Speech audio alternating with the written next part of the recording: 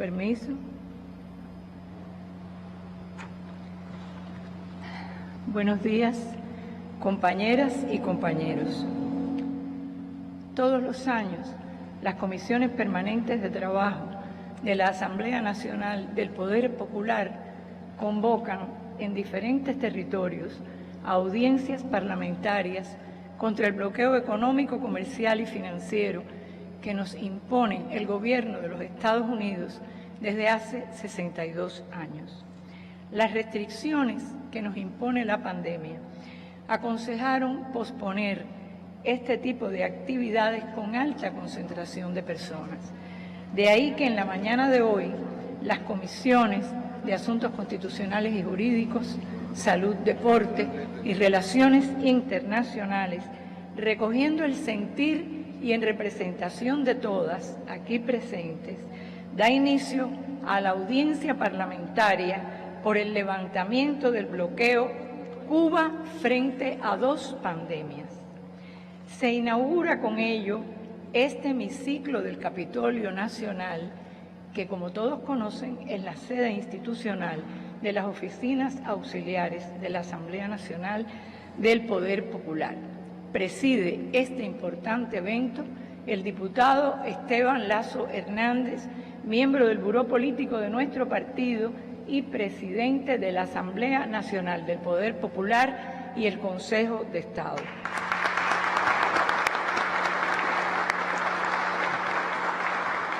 Nos acompañan la vicepresidenta y el secretario de la Asamblea Nacional y el Consejo de Estado, otros miembros del Consejo de Estado, héroes de la República de Cuba, el vicejefe coordinador del Departamento de Relaciones Exteriores del Comité Central de nuestro partido, el presidente del Instituto Cubano de Amistad con los Pueblos, directores del partido, del Ministerio de Relaciones Exteriores y otros organismos. Presentes aquí, presidentes, vicepresidentes, diputados, integrantes de nuestras comisiones permanentes de trabajo y también la representación del Comité del Partido, de la Unión de Jóvenes Comunistas y la secretaria del Buró Sindical de nuestro centro. Compañeras y compañeros, el próximo 23 de junio, por 28ª ocasión, se someterá a consideración de la Asamblea General de las Naciones Unidas la resolución poner fin al bloqueo económico, comercial y financiero impuesto por Estados Unidos contra Cuba. Año tras año, prácticamente ha sido total el apoyo a nuestro pueblo para eliminar esta infamia, pero Estados Unidos se burla de la comunidad internacional. Nos proponemos en esta audiencia exponer una vez más nuestras verdades, las causas de los principales problemas que nos afectan, de la inmensa mayoría de las carencias que sufrimos, esas que cada día agobian al pueblo cubano, las que frenan nuestro desarrollo.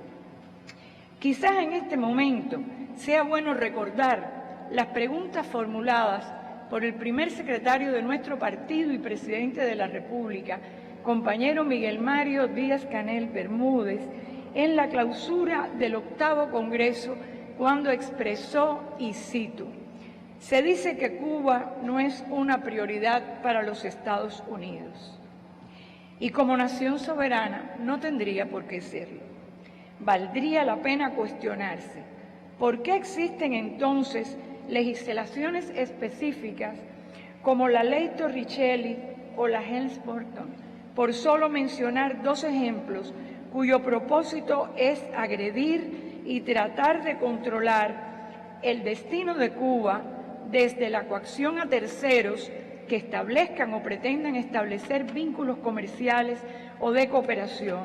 ¿Por qué los Estados Unidos dedican cientos de millones de dólares a tratar de subvertir el orden constitucional cubano? ¿Por qué emplean tanto tiempo y recursos en tratar de socavar la conciencia nacional de las cubanas y los cubanos? ¿Qué justifica una guerra económica cruel e innecesaria durante más de 60 años? ¿Por qué pagan el precio del aislamiento internacional evidenciado en las Naciones Unidas y en otros foros internacionales al mantener una política moral y legalmente insostenible? Fin de la cita. En la mañana de hoy también escucharemos algunos de los numerosos mensajes de solidaridad recibidos de legisladores y personalidades del mundo que mucho agradecemos. Para iniciar nuestra audiencia, doy la palabra al diputado doctor José Luis Toledo Santander, presidente de la Comisión de Asuntos Constitucionales y Jurídicos de nuestro Parlamento. Muchas gracias.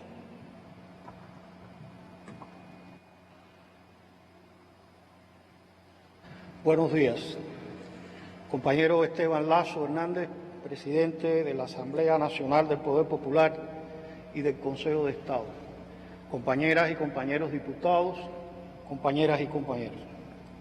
Con el triunfo de la Revolución y la promulgación de las primeras leyes y medidas de beneficio popular tan largamente esperadas por nuestro pueblo, queda claro al gobierno de los Estados Unidos el carácter de la misma.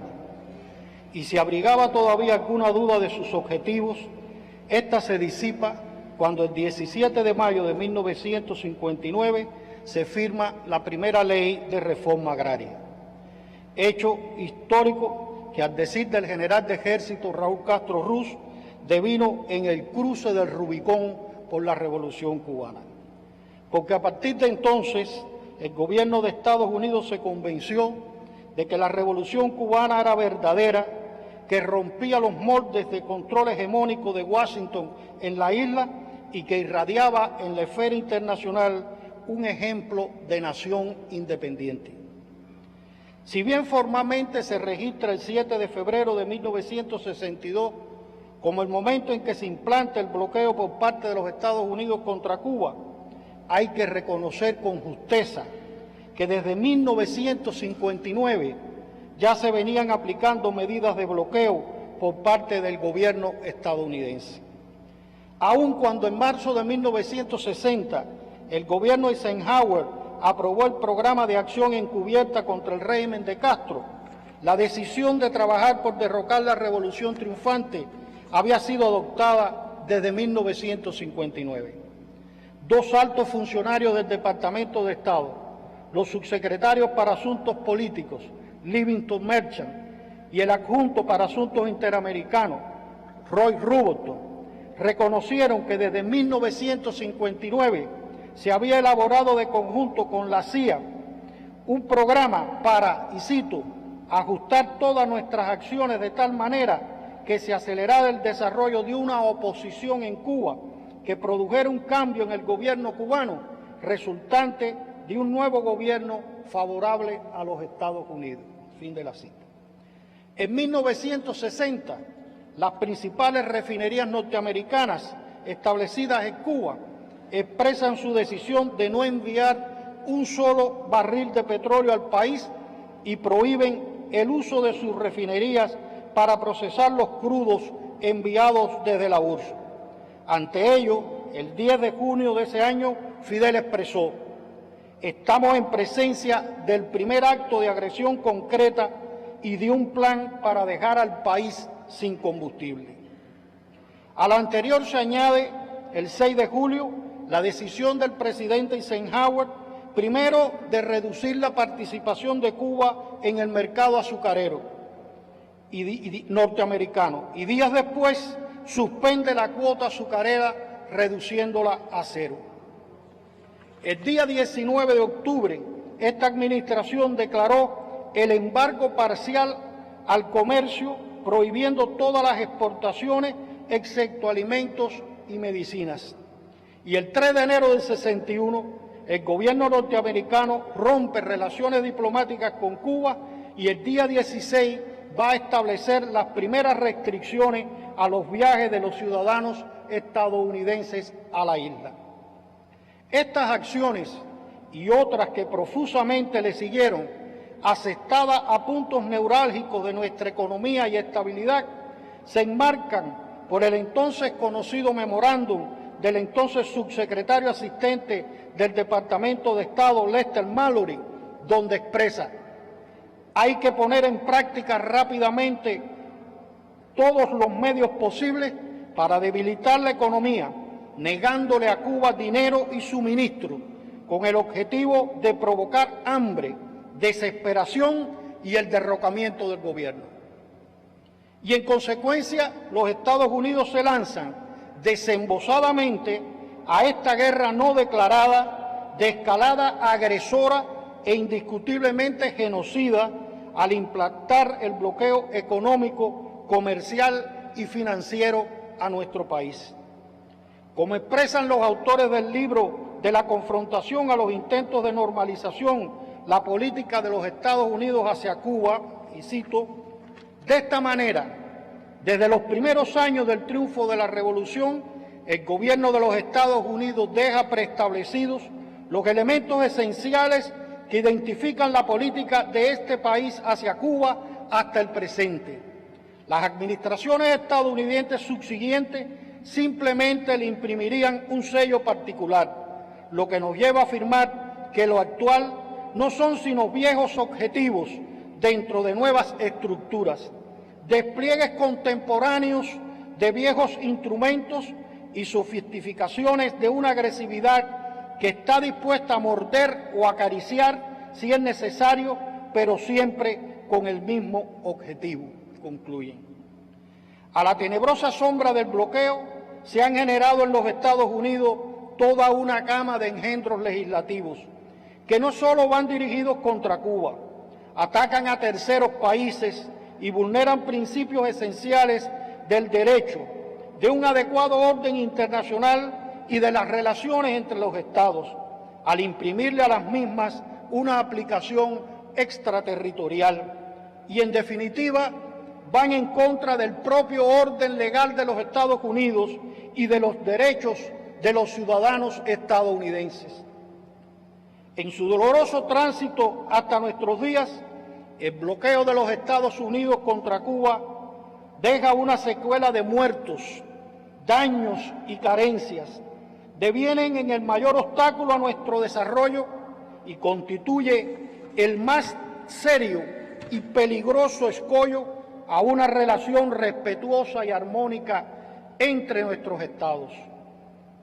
Pero aún así, el bloqueo, a pesar de los signos genocidas que lo identifican, no ha logrado su fin último, el derrocamiento del gobierno revolucionario, deviniendo sin lugar a dudas en una política fallida de las administraciones norteamericanas, como han reconocido dirigentes de esa nación. Condenado decidida y reiteradamente por la comunidad internacional, el bloqueo económico, comercial y financiero de los Estados Unidos contra Cuba deviene en la expresión suprema de la transgresión del derecho internacional, pero frente a él se expresa día a día la firme voluntad de un pueblo heroico de defender con lealtad, dignidad y entereza su independencia y soberanía. Muchas gracias.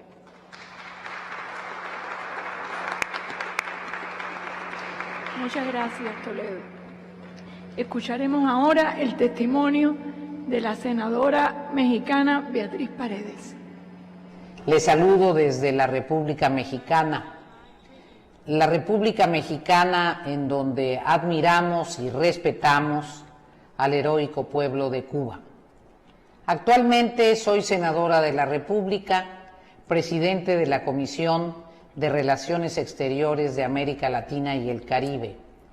Tuve la oportunidad de ser embajadora de México en su país, en una etapa muy difícil para ustedes, en donde pude ratificar, comprobar mi convicción de la extraordinaria fortaleza del pueblo cubano, en uno de los momentos más duros precisamente del periodo especial.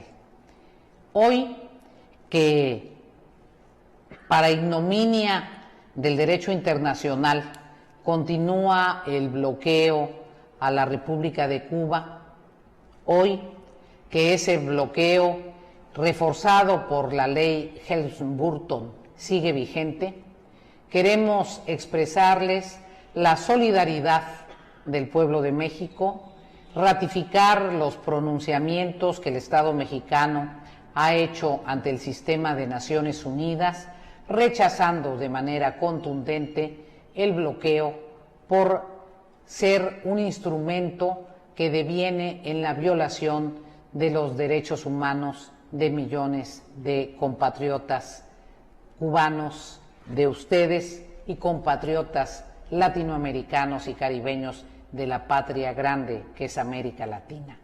Reciban desde México nuestra solidaridad, nuestro respeto y nuestra enérgica denuncia en contra de la vigencia del bloqueo y el reclamo para que de una vez por todas se retire el bloqueo hacia la República de Cuba y la vigencia de la ley Helms-Burton. Muchas gracias, Beatriz. Indestructibles los lazos que nos unen a México y a Cuba. Tiene la palabra el diputado Raúl Palmero Fernández, asesor jurídico de Antillana de Acero.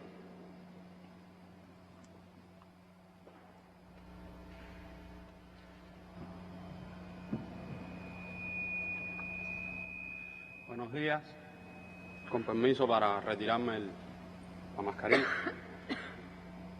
Bien, buenos días y un cordial saludo a todas y todos los que nos acompañan y se solidarizan con la causa de Cuba desde cualquier parte del mundo. Durante más de 60 años, Estados Unidos ha sometido al pueblo cubano a un cerco económico, comercial, financiero que es genocida, es real y constituye el principal obstáculo para el desarrollo de nuestro país. Llamarle embargo a este engendro político-jurídico resulta un eufemismo lingüístico y conceptual. El embargo es una medida precautoria de carácter patrimonial emitida por autoridad competente con el fin de asegurar una obligación contraída legítimamente. Las acciones ejercidas contra Cuba por el gobierno de los Estados Unidos no califican como tal.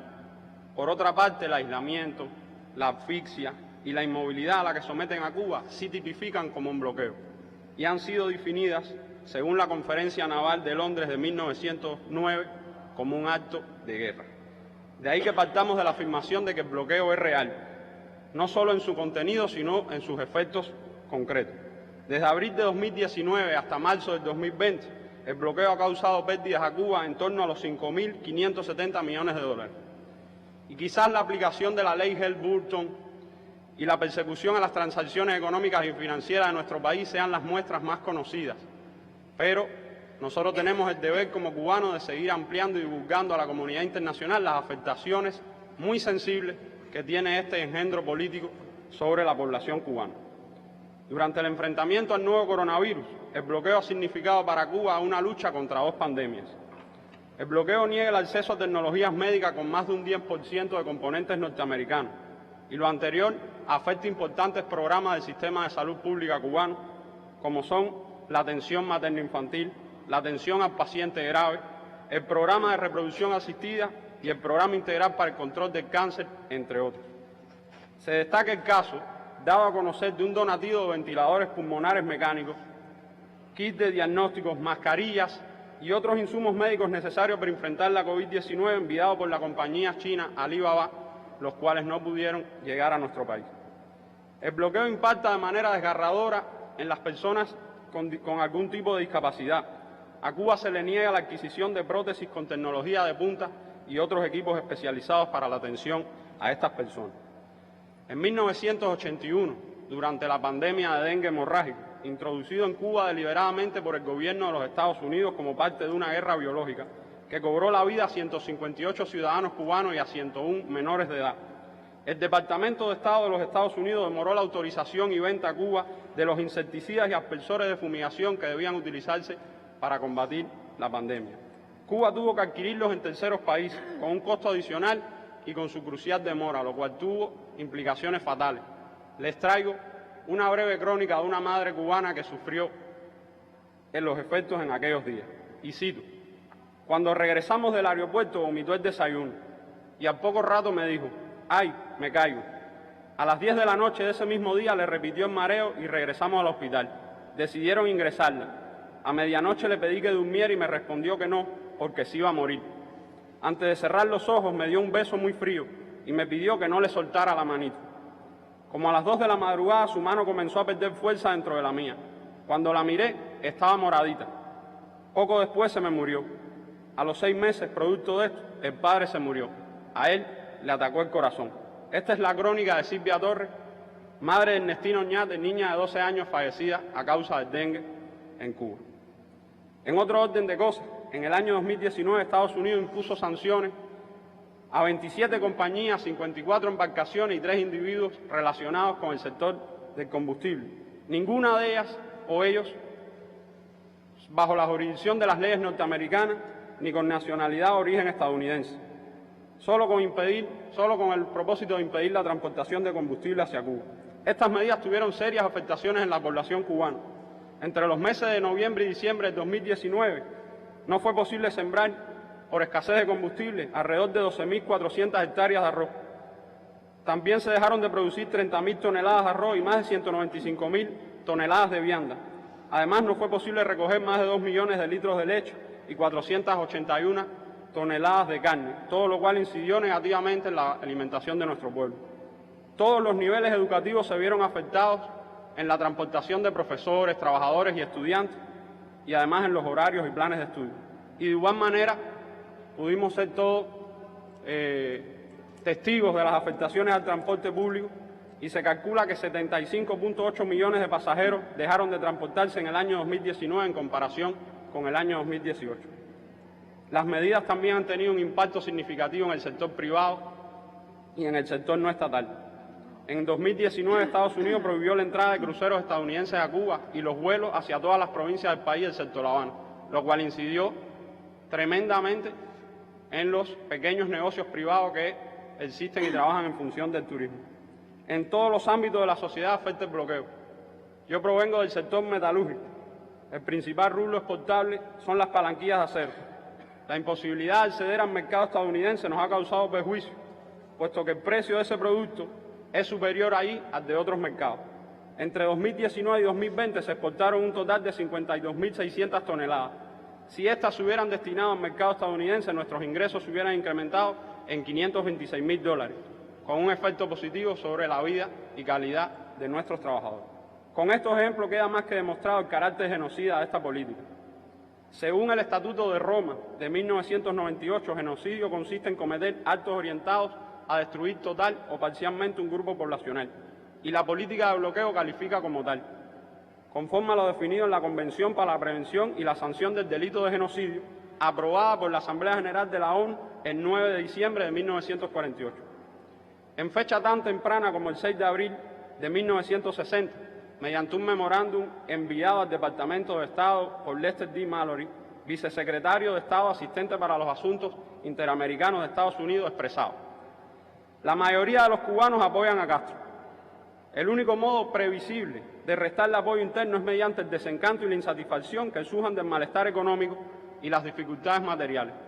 Hay que emplear rápidamente todos los medios posibles para debilitar la vida económica de Cuba, reducirle sus recursos financieros y los salarios reales, provocar hambre, desesperación y el derrocamiento del gobierno. Fin de la cita. Una vez expuestos estos argumentos, vale la pena responder que la pregunta que muchas personas en el mundo hoy se hacen: ¿por qué Estados Unidos bloquea a Cuba? La justificación histórica, el embargo, para el resarcimiento de los estadounidenses de las propiedades y recursos de los cuales fueron privados por las medidas revolucionarias. Tema ampliamente esclarecido desde el punto de vista jurídico. Baste decir que las propiedades fueron objeto de nacionalizaciones acorde a las normativas y constitución vigente en el momento, y pasaron a propiedad estatal bajo la estricta aplicación de la ley. A todos los propietarios afectados de distintas nacionalidades les fue reconocido el derecho a la indemnización. Solo Estados Unidos se opuso a lo que pudiera haber sido un proceso pacífico y legal. Por lo tanto, esto es solo una justificación, como lo ha sido el argumento de que Cuba viola los derechos humanos. ¿Qué cosa es el bloqueo sino la principal y constante violación de los derechos humanos de los cubanos? La verdad es que nos bloquean porque Cuba defiende y muestra al mundo un sistema alternativo de equidad y justicia social, cuyo ejemplo, a pesar de las limitaciones económicas, resulta demoledor, y eso no lo pueden permitir. Nos bloquean porque no soportan la mera idea de nuestra existencia, porque Cuba ha sido firme y no ha mostrado temor al momento de defender su soberanía. Si el sistema es tan malo e ineficiente como lo pinta el imperialismo yanqui, ¿qué necesidad hay de bloquearlo? Por eso Fidel, el líder histórico de la revolución, sentenció desde bien temprano en abril de 1961. Lo que no pueden perdonarnos los imperialistas es que estemos aquí. Lo que no pueden perdonarnos los imperialistas es la dignidad, la entereza, el valor, la firmeza ideológica, el espíritu de sacrificio y el espíritu revolucionario del pueblo de Cuba. Eso es lo que no pueden perdonarnos, que estemos aquí en sus narices y que hayamos hecho una revolución socialista en las propias narices de los Estados Unidos. Fin de la cita. Eso es todo, presidente. Muchas gracias.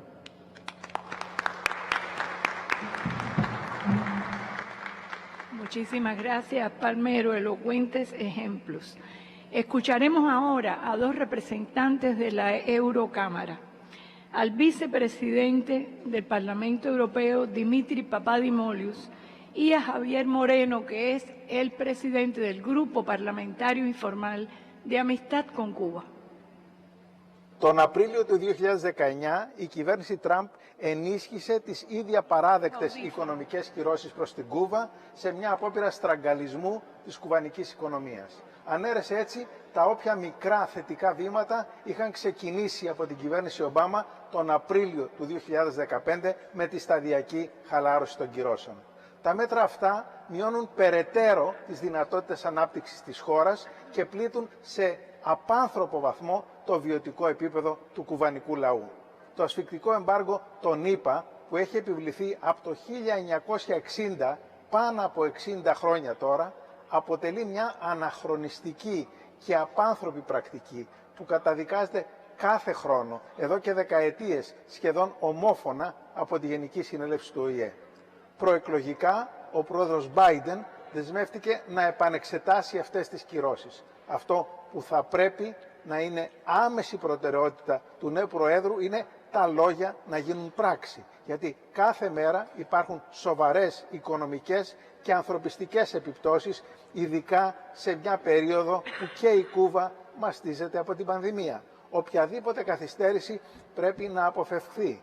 Σκοπός μας θα πρέπει να είναι να χτίσουμε επιτέλους γέφυρες κατανόησης και διαλόγου σε όλα τα επίπεδα, στην κοινωνία των πολιτών, στο διακοινοβουλευτικό και το διακρατικό επίπεδο. Πιστεύω ότι με τον αμοιβαίο σεβασμό και τη συνεργασία μπορούμε και πρέπει να πετύχουμε περισσότερο.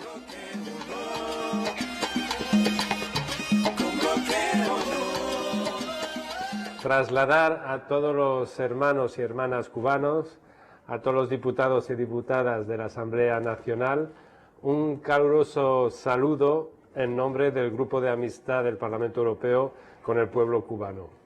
Como sabéis, este grupo siempre os apoyará, siempre nos tenéis con vosotros. Obviamente, un año más, apoyamos y apoyaremos la resolución que se votará en la Asamblea General de Naciones Unidas, en la que tenemos que condenar, desgraciadamente, una vez más, el bloqueo económico financiero impuesto por Estados Unidos y pedir el levantamiento y sobre todo pedir que tras el nefasto paréntesis del mandato de Trump se retome el camino de esperanza abierto por el presidente Obama y que el presidente Biden pues siga por ese camino. Porque además, con la pandemia mundial, yo creo que el pueblo cubano aún ha sufrido mucho más. No nos cabe la menor duda de lo que aporta Cuba y lo que ha estado aportando en la pandemia. Por ejemplo, los contingentes de médicos que desde el inicio de la pandemia trabajaron, especialmente en Italia, pero a través de todo el mundo, el contingente Henry Reid, al que hemos propuesto desde esta casa para el Premio Nobel de la Paz. Espero que salga adelante porque de verdad se lo merecen. Muchísimas gracias a los dos por tan sinceras expresiones de solidaridad. Damos la palabra a la diputada Giovanna Odriozola, viceministra de Economía y Planificación.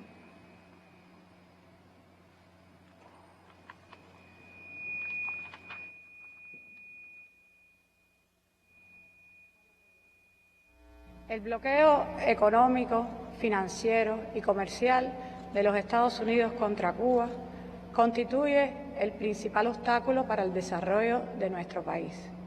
Como ya se expresó, desde abril del 2019 hasta marzo del 2020, las afectaciones del bloqueo superaron por primera vez la barrera de los 5.000 millones de dólares. El resto del año 2020, las afectaciones sumaron aún 3.500 millones de dólares más.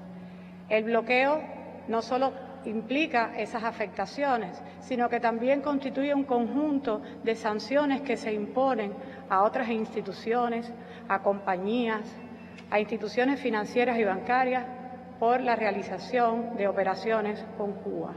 Solo un solo día del año 2019, 3 compañías financieras europeas fueron multadas por un valor de 1.300 millones de dólares en un solo día. Las sanciones a este tipo de instituciones en un año supera los 2.000 millones de dólares. El bloqueo es también un entramado jurídico que ha ido sumando en el tiempo disposiciones reglamentarias y que tiene un punto culminante en la ley Torricelli del año 92 y en la ley Helms-Burton del año 96, que codifican las principales regulaciones administrativas, ejecutivas existentes hasta el momento en una norma del Congreso. La ley Helms-Burton ha sido cuestionada no solo desde el punto de vista político, sino desde el punto de vista jurídico, porque constituye una violación del derecho internacional. Son pocos los países que no se han pronunciado en contra de ella. La mayoría de las instituciones internacionales ha hecho dictámenes estrictamente apegados al derecho internacional, en el que reconocen que la ley Helms-Burton es contraria a normas del derecho internacional, a principios del derecho internacional, porque las cortes de un país no están facultadas para sancionar a ciudadanos o a compañías de otros países por actos que se ejecutaron en un tercer país. Como se conoce, la ley Helms-Burton solo hace falta pasar por el nombre de sus distintos títulos para reconocer su carácter extraterritorial y los fines que persigue. El título primero de la ley Helms-Burton se denomina Fortalecimiento de las sanciones internacionales contra el gobierno. Y así, dentro de este título aparecen secciones como la prohibición de otorgar financiamiento indirecto a Cuba, como la oposición de Estados Unidos para que Cuba sea miembro de organizaciones financieras internacionales, así como el resto de las disposiciones y medidas que de alguna manera perjudican e intentan ejercer presión sobre a todos aquellos ciudadanos, personas o compañías que se interesen en alguna relación de negocio, de inversión o incluso de colaboración con Cuba y con el pueblo cubano. En ese entramado jurídico contrario a todas las normativas del derecho internacional, el título 3, que como se conoce fue suspendido sucesivamente por las distintas administraciones hasta el año 2019, es prácticamente unánime en la comunidad internacional la explicación o la expresión de su carácter contrario al derecho internacional. Esa puesta en vigor del título a partir del año 2019 ha conllevado ya a que aparezcan más de 30 demandas en cortes norteamericanas contra compañías de ese propio país, de países europeos e incluso cubanas.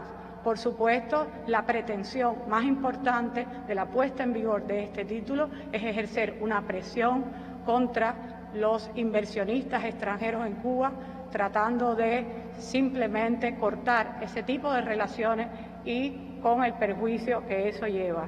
Ningún ciudadano, ningún sector de la economía cubana está ajeno a las afectaciones del bloqueo. Todo el sector estatal cubano, cualquiera que éste sean las actividades que realiza, e incluso los sectores cooperativos y privados también se han visto afectados a partir del recrudecimiento que en los últimos años se ha producido con las distintas medidas fortalecidas por la administración Trump. Pudiéramos hablar, por supuesto, de las afectaciones que tiene para el comercio exterior cubano el bloqueo. Es decir, cuántas de las exportaciones de servicios y productos de nuestra economía no se realizan precisamente y se corta así esa posible fuente de ingresos por las normas de bloqueo. El impacto que tiene el bloqueo en la actividad turística cubana solo en un año supera los 1.800 millones de dólares. Pero pudiéramos hablar también de esa afectación de las exportaciones, es decir, de esos ingresos que no se perciben por un grupo de rubros tradicionales que Cuba exporta y que el mercado norteamericano pudiera ser un destino, como lo es para muchos de los productos que se exportan en Latinoamérica. Pero las afectaciones del bloqueo al comercio exterior no se circunscriben solo a las exportaciones que no se realizan, también está asociado a aquellas importaciones que el país tiene que hacer y que se encarecen significativamente por no poder provenir de un mercado que es más cercano, por tener que relocalizar nuestras operaciones de comercio exterior en mercados que son más lejanos, que por tanto demora más la llegada y que necesita a veces sucesivos embarques para poder llegar esa mercancía que se importa para evitar las sanciones que tiene impuesto el bloqueo contra aquellos buques que arriban a puertos cubanos. También tiene una alta expresión en la afectación dentro del bloqueo, todo lo que conocemos como bloqueo tecnológico y que tiene una expresión particular en un año que el mundo ha estado enfrentando una pandemia sin precedentes. Es decir, la imposibilidad de acceder a determinadas tecnologías que son propias de ese país y que tienen que ver con el enfrentamiento a la pandemia muestra precisamente la ilegitimidad del bloqueo.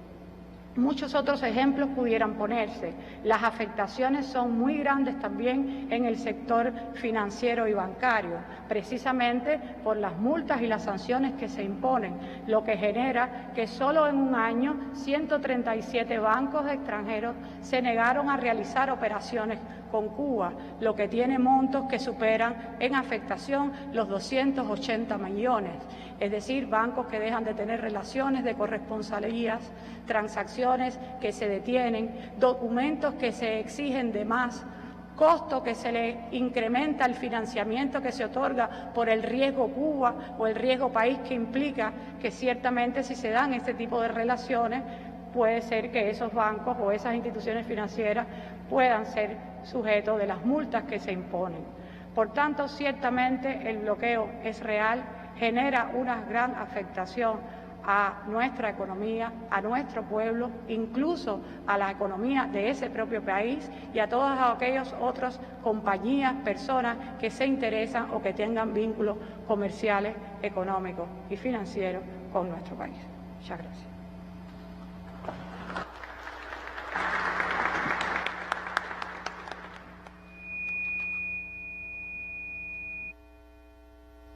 Muchas gracias, compañera diputada. A continuación, desde la hermana Sudáfrica, se dirigirá a nosotros el honorable Salomón Lecheza Zenoli, vicepresidente de su parlamento. Adelante. Our biggest disappointment is the Biden administration. Nuestra mayor decepción es la administración de Biden, que no ha procedido con lo que pensamos que eran señales muy esperanzadoras de revertir sanciones históricas y el bloqueo contra Cuba. Esto ha constituido una decepción y la razón es que él apoyó la lucha contra el apartheid cuando era un joven congresista estadounidense.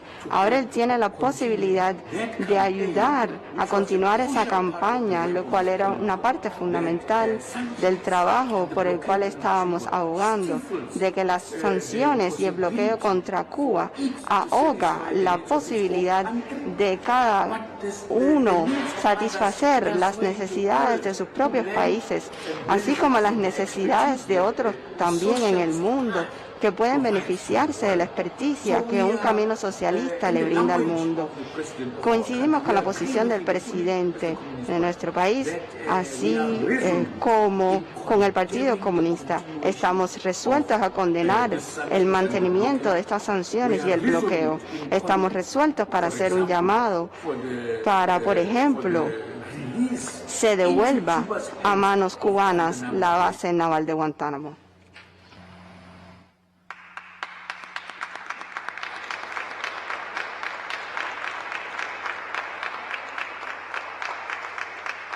Muchas gracias por su mensaje de apoyo y hermandad, símbolo de los lazos que nos unen. Seguidamente, invito a hacer uso de la palabra al compañero Carlos Fernández de Cosío, director de Estados Unidos del Ministerio de Relaciones Exteriores, invitado especialmente a nuestra audiencia. Adelante. Permiso.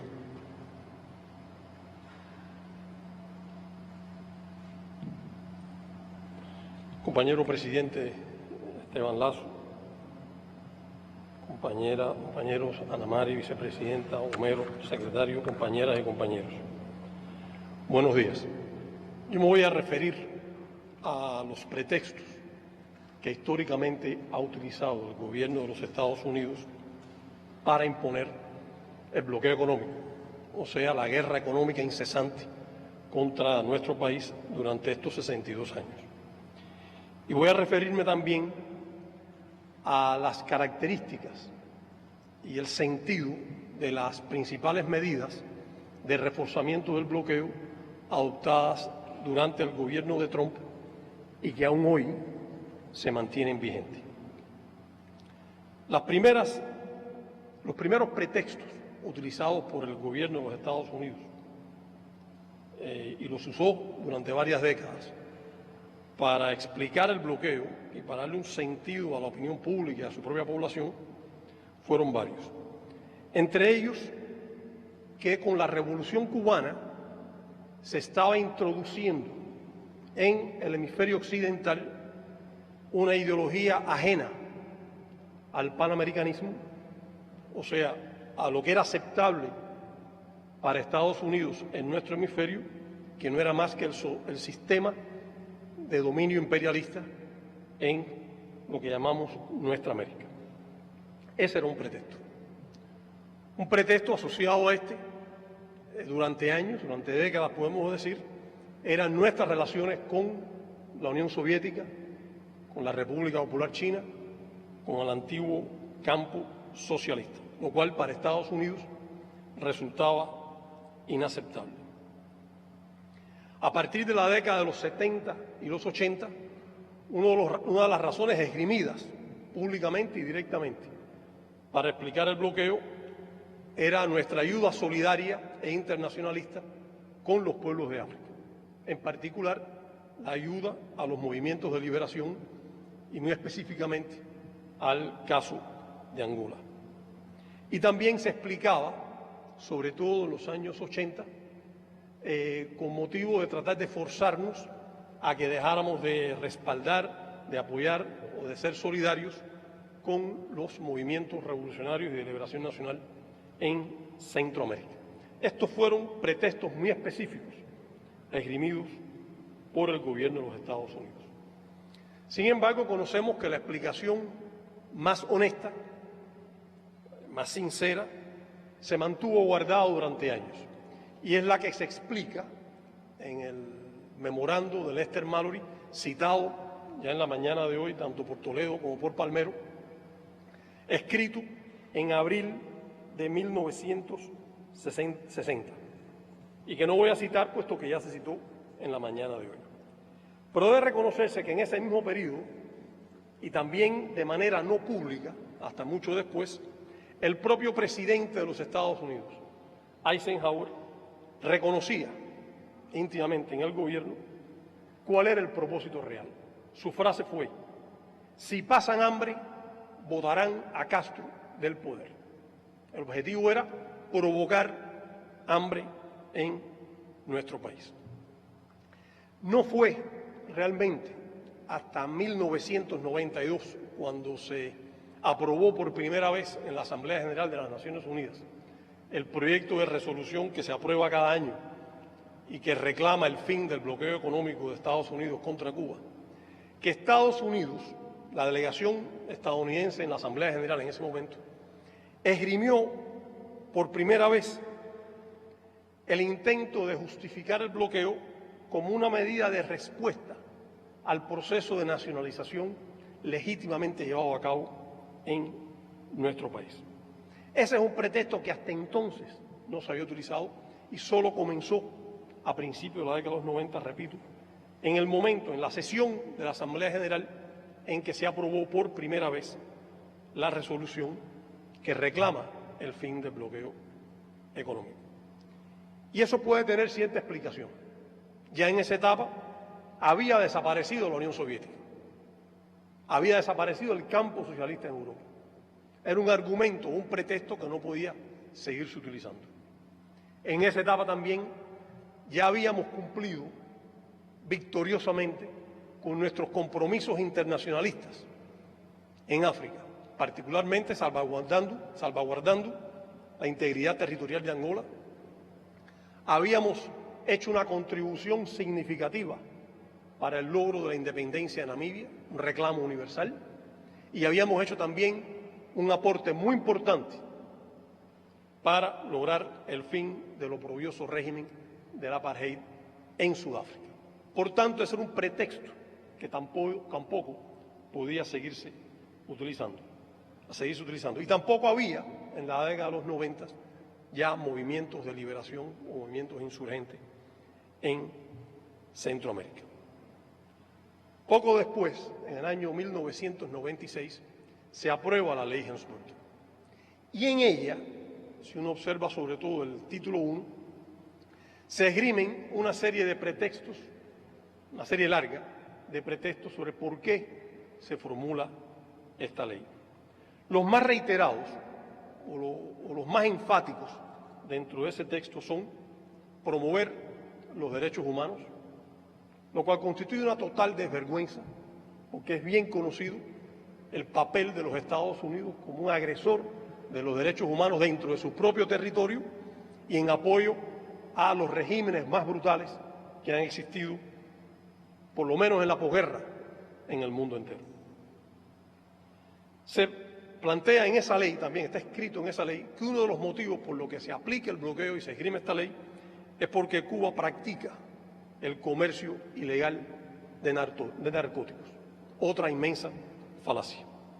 Que Cuba utiliza la tortura, también falso. Que Cuba constituye, lo dice la ley, una amenaza a la paz y la seguridad internacionales y que Cuba es en particular una amenaza a la seguridad nacional de los Estados Unidos. Y también en esa ley se esgrime el pretexto de que Cuba confiscó ilegalmente propiedades a propietarios estadounidenses. O sea, se refiere a las nacionalizaciones legítimas que llevó a cabo el proceso revolucionario en nuestro país. Con posterioridad han surgido pretextos adicionales y el propio gobierno de Trump, el que le precede a este, para aplicar un grupo de medidas hostiles, sobre todo a partir del año 2017, ha utilizado varios pretextos que son conocidos por nuestra población. Entre ellos, que Cuba tenía o ha tenido o tiene más de 20.000 efectivos militares en Venezuela. El presidente de Brasil llegó a exagerar tanto que en la Asamblea General de Naciones Unidas habló de 50.000, queriendo emular a lo que decía Bolton y lo que decían algunos personajes del gobierno de los Estados Unidos. Agregaban que Cuba es o era una influencia maligna en el hemisferio occidental. Utilizaron el pretexto de que en este país se había atacado a diplomáticos estadounidenses de la embajada estadounidense en La Habana. Algo de lo que todavía se habla, ya no mencionan ataques, ya dicen que sucede en el mundo entero, pero fue uno de los pretextos utilizados para adoptar las primeras medidas coercitivas hacia nuestro país. Y también han llegado al colmo de acusar a Cuba de practicar la trata de personas y lo asocian a la colaboración internacional de salud que practica Cuba, al hecho de que decenas de miles de compatriotas nuestros, médicos nuestros, prestan un valioso servicio en muchas partes del mundo y nos acusan por eso de estar practicando la trata de personas. Y son los pretextos que bajo el gobierno de Donald Trump se utilizaron para argumentar, justificar el bloqueo. Las causas reales, muy asociadas a lo que dice el memorando de Lester Mallory, son tan viejas casi como el origen de ambas naciones. Y están asociadas a la histórica presencia en los Estados Unidos de poderosos grupos políticos negados a aceptar el derecho verdadero a la soberanía, a la independencia y a la autodeterminación en la nación cubana. Incapaces de aceptar nuestro empeño en construir nuestro propio futuro y alcanzar y defender la justicia social. Y empeñados en destruir el ejemplo cubano, en pedir que nuestro modelo político, económico y social socialista y antiimperialista pueda resultar exitoso. Ese es el objetivo real del bloqueo. Ese es el objetivo real de la agresión contra Cuba. Para ello necesitan tratar de ahogar nuestro desempeño económico. Necesitan cortar nuestras fuentes de ingresos, de financiamiento y de sustento. Necesitan sabotear nuestro comercio exterior, impedir nuestro acceso a la tecnología, hacer que la población cubana sufra por escasez y por privaciones materiales, y necesitan destruir los servicios de los que depende la población en nuestro país. Las razones reales están contenidas en la propia ley Helms-Burton, aunque no definidas como tales. Un estudio minucioso, un estudio riguroso de la ley, una ley concebida para, sobre todo los títulos 1 y 2, para obligar al gobierno de los Estados Unidos a castigar a Cuba, para tratar de compulsar y obligar a gobiernos de terceros países a que también lo hagan. Y una ley que define cómo se derrocaría el gobierno cubano, cómo se establecería un gobierno diseñado en Estados Unidos, a la imagen de los Estados Unidos y controlado por los Estados Unidos, es una descripción mucho más sincera de cuáles son los propósitos reales que tiene Estados Unidos con respecto a nuestro país. El resto son pretextos. El gobierno de Trump aplicó contra nuestro país lo que se llamó una política de máxima presión, con un conjunto de medidas, muchas de ellas sin precedentes, y que sobresalieron por su sistematicidad y por la constancia, aunque llegó un momento en que cada semana estábamos experimentando medidas nuevas del gobierno de Trump. Se conoce que el secretario de Estado, Pompeo, de aquel momento, confesó a diplomáticos estadounidenses que el propósito de la política de máxima presión era provocar un hambre en Cuba que tumbe al régimen. Con esa claridad, provocar un hambre que tumbe al régimen. Esas son las razones reales. Y las razones reales de las 240 medidas, o más de 240 medidas, que se aplicaron durante el gobierno de Trump y que hoy, ya Trump se fue en el mes de enero, y que hoy continúan vigentes. O sea, hoy forman parte también del actual gobierno de los Estados Unidos. El énfasis de estas medidas son obstaculizar las principales fuentes de ingresos de nuestro país y se concibieron casi con un ojo quirúrgico para atacar las fuentes fundamentales de ingresos de nuestro país. Por ejemplo, Johanna explicó muy bien el daño material y económico en términos cuantificados de esta política. Pero los sectores afectados, por ejemplo, tratar de impedir la inversión extranjera en nuestro país. Y se sabe que Cuba, como todo país en desarrollo, requiere de capital extranjero y de capital foráneo para su desarrollo, y que es legítimo que nuestro país se trace como parte de su política económica atraer la inversión directa de capital extranjero. Bueno, cuando Estados Unidos deja de aplicar la prerrogativa que tenía el presidente para que no se tomara acción en los tribunales estadounidenses con respecto a demandas judiciales, lo que busca justamente es impedir que Cuba tenga la capacidad de atraer capital extranjero. Se atacó el sector de los viajes, puesto que se reconoce que la industria turística, la industria de la hospitalidad, es uno de los sectores fundamentales de nuestra economía, una fuente importante de ingresos.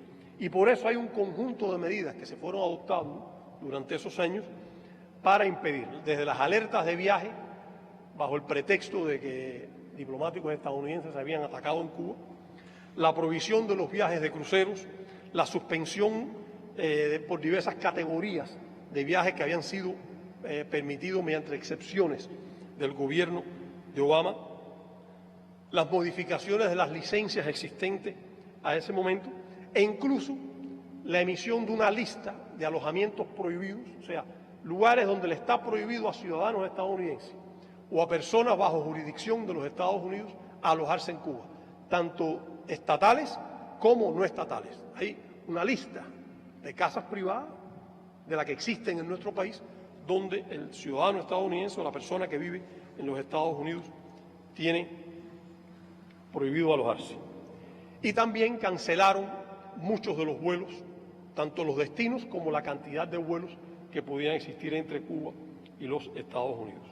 Atacaron igualmente las remesas, estableciendo prohibiciones específicas a las entidades legales, oficiales y legítimas que en Cuba, como en cualquier otro país, se encargan de regular el cruce transfronterizo de activos, o sea, las remesas. Y fue uno de los blancos fundamentales a los que se dirigieron. Tomaron medidas específicas contra el sector bancario cubano, también para dificultar las fuentes de ingresos de nuestro país. Atacaron la cooperación médica, no solo para difamar contra Cuba, sino porque conocen que esta es una fuente legítima de ingresos de nuestro país a partir de los recursos formados por el país y la disposición de los profesionales cubanos de contribuir con esos ingresos. Atacaron el comercio y varios de los negocios existentes en Cuba, con la creación de la lista de entidades restringidas, negando las licencias de algunos de los negocios que existían en Cuba, en aras de afectar ese importante sector de la economía, y fortalecieron la persecución financiera de nuestro país. No sé hasta dónde se conoce que Cuba, el Servicio Exterior cubano, por ejemplo, encuentra inmensas dificultades en muchas capitales del mundo, solo para que nuestras embajadas puedan funcionar, para que puedan tener relaciones bancarias de las que son normales y legítimas en cualquier rincón del mundo. Y demuestra tanto el impacto extraterritorial del bloqueo de los Estados Unidos como la subordinación que logra Estados Unidos de la banca internacional y de las jurisdicciones de muchos países en un mundo globalizado como el que hoy vivimos. Y entre las medidas adoptadas también está la de privar a Cuba de los suministros de combustible. Esta medida implica una escalada significativa y cualitativa en la aplicación del bloqueo, puesto que se trata de medidas no convencionales de tiempo de guerra, pero aplicadas en tiempo de paz. Y se conoce el impacto que ha tenido y que tiene para nuestro país las dificultades de obtener el combustible que se requiere para el funcionamiento del país, para la vitalidad de una sociedad cualquiera, y en este caso, la nuestra. Y la calificación de Cuba en enero de este año como país que supuestamente patrocina el terrorismo, una calumnia inmensa contra nuestro país, a la cual hicimos referencia en una declaración del MINREX de hace 2 días, no solo ofende a Cuba, no solo es una mentira contra nuestro país, sino que es una acción que tiene implicaciones prácticas muy severas, que afecta sobre todo el sector financiero, y que hace que en muchas partes del mundo se nos dificulte a nosotros pagar por los productos que adquirimos, pagar por los servicios que solicitamos o recibir pago por los servicios que prestamos o las mercancías que vendemos. Obtener préstamos se nos hace inmensamente difícil por el hecho de que Estados Unidos nos incluyó en esa lista ilegítima y falaz contra Cuba. El bloqueo es un arma de guerra, es un arma dirigida a someter, a poner de rodillas a la nación cubana, que se aplica desde hace 62 años, porque incluso se aplica desde antes de que formalmente fuera declarado el bloqueo económico. Implica que ha castigado ya a varias generaciones de cubanos en su vida cotidiana, en la solución de los problemas fundamentales del país, y que no ha cumplido su objetivo, no ha cumplido el propósito que se trazó por la fortaleza de nuestra sociedad, por la naturaleza de la revolución, porque tenemos un sistema socialista y porque lo hemos defendido al costo de un gran sacrificio. Es por eso que el bloqueo no ha logrado doblegar a la revolución. Pero la historia demuestra los pretextos utilizados y las razones reales por las cuales se aplica, que no hay concesión que haga Cuba, no hay paso que dé Cuba que lleve a Estados Unidos a cambiar el bloqueo, puesto que los propósitos están íntimamente ligados a la naturaleza imperialista del sistema político estadounidense y al empeño de los cubanos a defender y a construir una sociedad realmente libre, realmente soberana y que practica realmente la autodeterminación. La historia del bloqueo y de los pretextos utilizados demuestra además que la mentira es un recurso valioso y omnipresente, tanto en el diseño como en la ejecución de la política exterior de los Estados Unidos, y que ha tenido que acudir a artificios falaces para argumentar una política que es genocida, como se explicó ya en la mañana de hoy, que es fracasada en cuanto a su objetivo final, pero que sí ha tenido éxito en provocarle daño, inmensas dificultades y en ser un obstáculo fundamental para el desempeño de la economía cubana y para el desarrollo de nuestro país. Muchas gracias.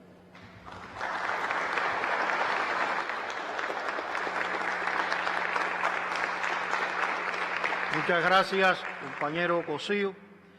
Y a continuación escucharemos dos mensajes de Estados Unidos. El del excongresista por el estado de Virginia, James Moran, y el de Vijay Prashad, director del Instituto de Investigación Socio-Tricontinental. Adelante. I know that Cuba is a gem. Sé que Cuba es una joya desde el punto de vista económico, social y como una oportunidad para que los estadounidenses se diviertan en sus visitas a Cuba.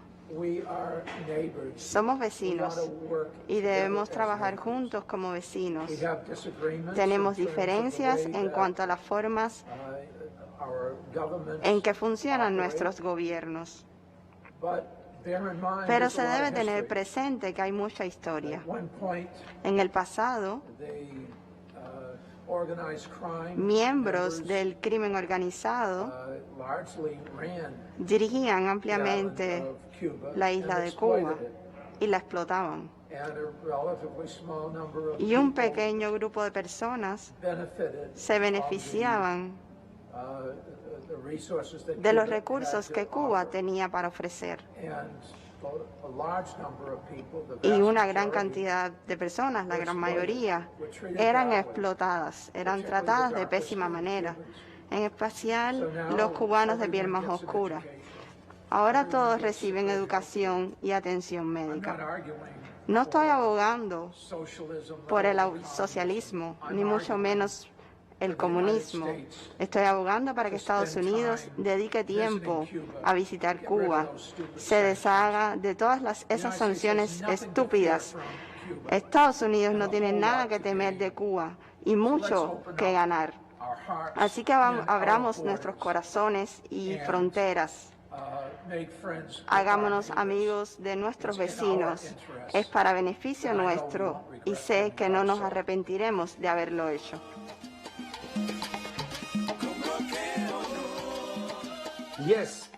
Sí, estoy en contra del ilegal bloqueo contra Cuba. Sí, Estados Unidos debe levantar su pesada bota del cuello del pueblo cubano y dejar que Cuba ejerza su legítima soberanía. ¿Qué persona sensata puede decir que el bloqueo debe continuar? Ninguno de los Estados miembros de las Naciones Unidas que votan cada año para enviar un mensaje al gobierno de los Estados Unidos para que desmantele el bloqueo. Ninguna de la mayoría de los pueblos del mundo que saben que Cuba exporta médicos y no bombas, que Cuba no impone guerras al mundo, sino lo único que desea es la paz y hacer cumplir la agenda de las Naciones Unidas. Todos saben eso, incluso el pueblo de los Estados Unidos quieren el fin del bloqueo. Nadie quiere que este bloqueo continúe y sin embargo continúa. Estados Unidos no le teme a Cuba como país. Estados Unidos estaba bastante contento con la Cuba de 1899 hasta 1959, durante el periodo en que la oligarquía cubana se subordinó a los intereses de los Estados Unidos. Cuba no es el problema. El problema para los Estados Unidos es la revolución cubana. El gobierno estadounidense, en nombre de los otros estados poderosos capitalistas, quisieran no destruir a Cuba en sí, sino destruir a la revolución cubana. La oligarquía mundial sabe que no tiene respuestas para los problemas que aquejan al mundo. La revolución cubana y su proyecto socialista tienen algunas respuestas. El gobierno estadounidense quiere destruir a la revolución cubana. Sí, el bloqueo debe terminar, pero aún más, la revolución cubana ha de ser defendida.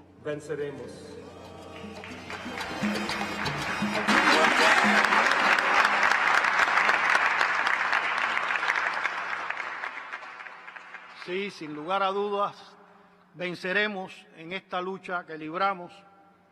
Muchas gracias, distinguidos señores. Ustedes han expresado el sentir de una buena parte del pueblo de los Estados Unidos y también de integrantes del Congreso de ese país que apoyan el deseo de vivir en paz, desarrollando relaciones bilaterales basadas en la buena vecindad, la igualdad y el respeto mutuo sin injerencias de ningún tipo. Seguidamente, escuchemos a otros dos amigos del pueblo cubano, el diputado François Lambert, presidente del Grupo Parlamentario de Amistad Cuba-Francia, y la senadora italiana Paola Nugni, y el congresista Robert Fico de Eslovaquia. Adelante. Con presidente del Grupo de Amistad de Francia-Cuba de la Asamblea Nacional, con mis amigos diputados, vamos a escribir al presidente de los Estados Unidos, a escribir al presidente de Francia para obtener que se termine el bloqueo sobre Cuba. ¿Por qué? Porque el bloqueo no permite a Cuba de vivir normalmente, no permite de obtener lo que necesita para la agricultura, no se permite obtener lo que se necesita para las fábricas, no permite de obtener lo que se necesita para vivir cada día. Entonces, vamos a escribir, como le dice, y esperemos que se termine rápidamente este bloqueo. Hasta pronto.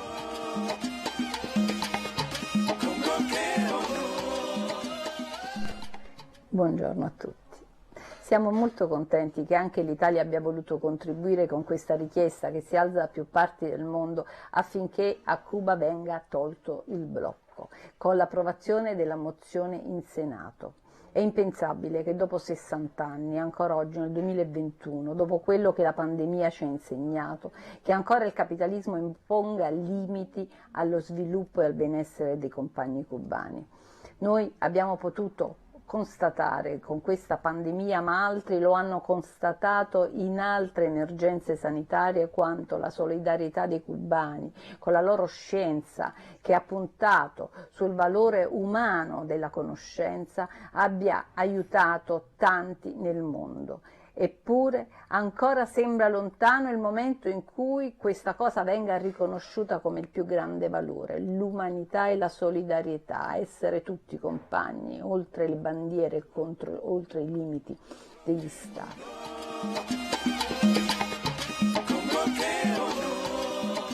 Dear Cuban friends, greetings and best wishes from Slovakia. Unfortunately, there are still states and politicians that only wish for the worst for other nations. It is reprehensible that someone would choose Cuba as the target como blanco de su odio. Cuba no le ha hecho daño a nadie, no ha amenazado a nadie. Vive su vida con sus alegrías y preocupaciones. A los Estados Unidos le molesta solo el hecho de que Cuba exista y resista. Estimados amigos cubanos, tienen mi pleno apoyo con el rechazo justo y perdurable de la absurda política estadounidense de sanciones. Las sanciones son perjudiciales y de hecho lo son. En particular, no resuelven nada. Estas tienen que cambiar la... The senseless American sanctions policy is an increase in sympathy for Cuba and a deepening of dissatisfaction with your northern neighbor. If the United States wanted to achieve this, they were extremely successful. Lastly, in addition to greetings and support from Slovakia, I'd like to express my admiration and gratitude for the thousands of Cuban health professionals who have helped and are helping to fight COVID around the world. There can be no better answer to these sanctions. Dovidenia, priatelia.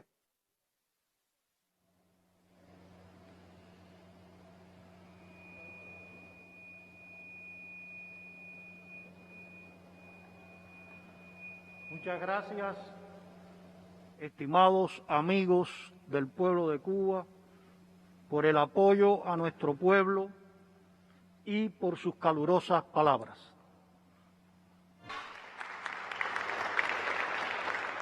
Escuchemos ahora a un joven científico, representante de aquellos que han hecho posible nuestros candidatos vacunales con su trabajo abnegado y decidido, que trabajan día y noche para garantizar la salud y el bienestar de nuestro pueblo.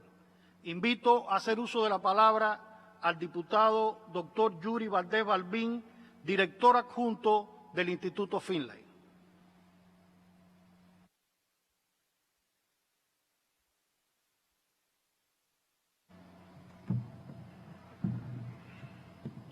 Con permiso para retirarnos la mascarilla. Con permiso a la presidencia de la Asamblea Nacional, amigos todos.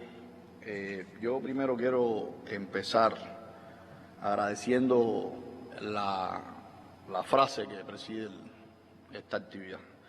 Cuba frente a dos pandemias. O sea, yo creo que es una frase inteligente y yo creo que no lo pudiéramos haber hecho mejor los que estamos en la batalla hoy de la pandemia que significa la COVID.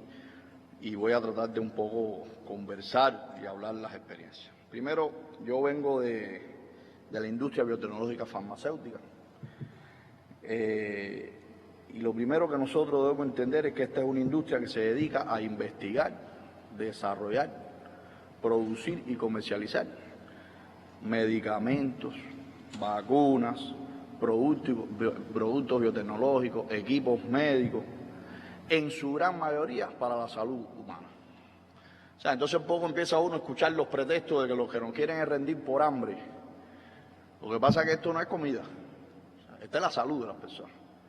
Esto es aquella persona que está en un hospital donde la diferencia entre la vida y la muerte lo puede ser un medicamento y que hoy por determinadas circunstancias puede no tenerse acceso a él. Entonces, yo creo que al final tendremos que estar pensando que no existe un pretexto, o sea, existe una guerra, yo pienso que va a ser la esencia de lo que van a hacer. Y el otro elemento es que también uno escucha mucho que la idea es, estamos bloqueando al gobierno de Cuba. Entonces, cuando uno se enfrenta a que un medicamento es una necesidad concreta de cualquier ciudadano, sea cual sea su posición de cualquier tipo, pues entonces uno un poco que desde la posición en lo que está haciendo dice, bueno, el gobierno, o sea, y vamos a hablar un poco de eso. La primera idea, o sea, la segunda idea que quiero abordar es que el bloqueo no empezó con la pandemia, eso lo sabemos todos. Lo que pasa es que en el contexto de la pandemia se ha venido recrudeciendo. Pero esta es una industria en la cual nosotros trabajamos que desde su surgimiento surgió un contexto de bloqueo y que todo el tiempo y en todo contexto y en toda coyuntura ha tenido que tener la capacidad de convivir, enfrentar estas acciones de bloqueo. La pandemia, y yo siempre hacemos esta reflexión cuando hablamos, la pandemia empezó hace 18 meses. O sea, la pandemia ya tiene 2 gobiernos de los Estados Unidos. O sea, no empezó con un gobierno o con otro, tiene 2. Empezó con uno y ahora hay otro. La pandemia ha traído un contexto mundial que nosotros, además de muchas características, tenemos siempre que hablar de que hay 3 características fundamentales que siempre... Primero, es una tragedia de salud para la humanidad. O sea, ninguno de los que estamos aquí, ni ninguno de los que hoy imponen las políticas de bloqueo había vivido nunca una tragedia de salud como esta, porque es una tragedia de salud universal. Segundo, que esa tragedia necesariamente ha llevado a un desabastecimiento general en el mundo, de todo. O sea, en un momento determinado se hablaba de la supervivencia, y yo creo que hoy todavía estamos hablando de la supervivencia humana, incluso como se está moviendo el mundo. Y esas 3 características convergen a partir de diciembre de 2019, y eso lo quiero dejar ahí porque en algún momento lo vamos a tener que retomar. Hay una pregunta que siempre subyace: ¿cómo Cuba llega en diciembre de 2019 en su contexto y tiene la capacidad de responder ante esa situación? Porque obviamente ante esa situación cada país tiene que responder con lo que tiene. O sea, nadie se puede virar a nadie porque sencillamente todos estamos enfrascados en el mismo problema. Obviamente está además decir la solidaridad de nuestro gobierno, pero como contexto de responder ante esa coyuntura, la pregunta que viene es ¿por qué Cuba tiene una capacidad de responder a esa pandemia? Hay varias características. Primero, porque tiene el potencial humano para hacerlo. O sea, país que no tenga un potencial humano con la capacidad de responder, y estamos hablando de todo, no estamos hablando de la ciencia, estamos hablando del sistema de salud, médicos, personal de salud, investigadores, pueblo, gobierno, todo. Tiene un potencial humano que en su mayoría nació y vive en un contexto de bloqueo. Y eso no lo podemos olvidar. Segundo, tiene capacidades tecnológicas y productos. Porque recuerden que este ha sido un contexto en el cual todos hemos tenido que aprender. O sea, está ocurriendo algo que tiene que ver con la vida de todos, pero de que lo cual se conoce poco. Todos estudiamos, todos trabajamos y cada uno tiene que ir aprendiendo del otro. Por tanto, y usted además tiene que tener producto, en la medida que usted entiende, usted tiene que tener la capacidad de tener producto para impactar, pero además eso tiene que tener la capacidad de producir. Y ese es un segundo. Y tercero, y no se nos puede olvidar, es que tenemos un sistema de gestión, país, que parte en primer lugar de la Constitución de la República, nunca se nos puede olvidar eso. O sea, la Constitución de la República nuestra, aprobada hace poco, refrenda el posicionamiento de la ciencia, de la innovación, de la salud y del gobierno de cara a responder ante situaciones como esta. Entonces, el poder haber articulado a partir del, digamos, el documento supremo de la patria, todo lo que se ha hecho es un elemento, obviamente, que nos hace distintivo y que nos ha dado la posibilidad de responder en el contexto de un bloqueo recrudecido a lo que ha ido pasando. Eso es importante decirlo, o sea, el resultado que nosotros estamos viendo es un resultado, como dice la canción, de la fuerza del país, o sea, un país. O sea, no es un resultado de nadie aislado, es realmente el resultado de la fuerza de un país. Ahora, eso ha habido que hacerlo en un contexto bien complejo. Nosotros llevamos muchos años. Yo quiero decir que la mayor cantidad de personas que han trabajado intensamente en esta situación, esta tragedia que hemos enfrentado, tiene 2 características fundamentales. Primero, hay un gran porciento de jóvenes, un gran porciento de jóvenes. Y segundo, hay un muy gran porciento de mujeres.